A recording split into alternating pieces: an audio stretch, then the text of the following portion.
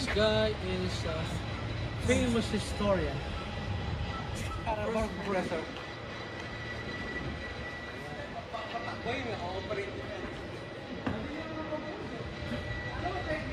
Wala naka-block sa lima.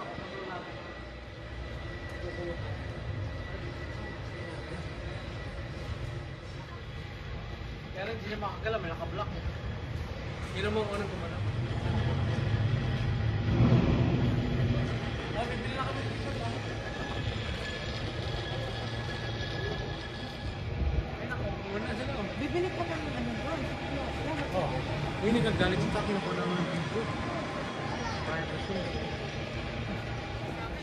I-drone mo na ngayon.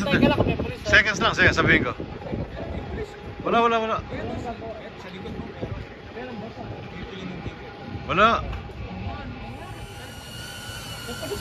Wala.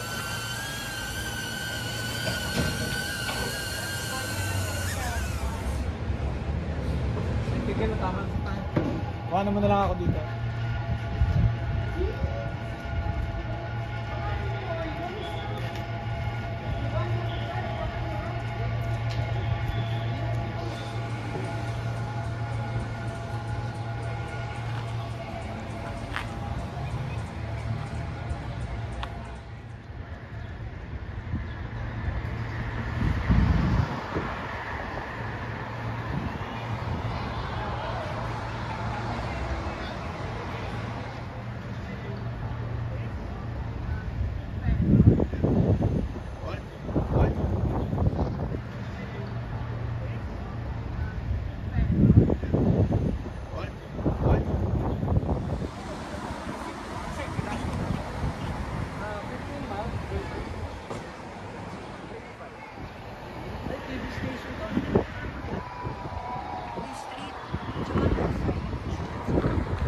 PayPal. Yan yung inakit natin. Zelle pala, Zelle. Yan yung inakit natin. Para ayun pala.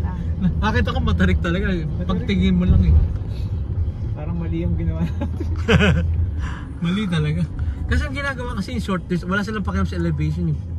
Google Maps, they doesn't care about it.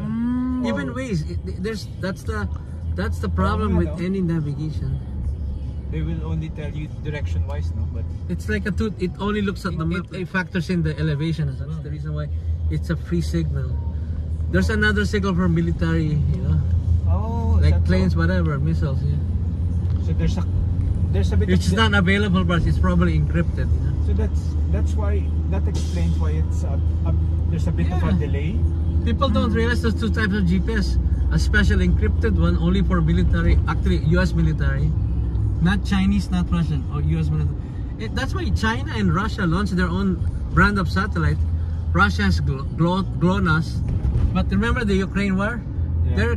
Their system is so crappy, they didn't even use any guided munition. Did you see any kind of guidance when you drop the bombs? It's all dumb bombs. That means it's lousy, you know? First time kita narinig naka-ipis, tuloy-tuloy. Yeah. It's part of you. Kaya yun. Ah, ito na pala. Yun ang secret sa YouTube, okay? Watch and learn. Okay. Yeah. Okay. It's safer for you. Ito, nakikinig yung parrot sa tabi mo.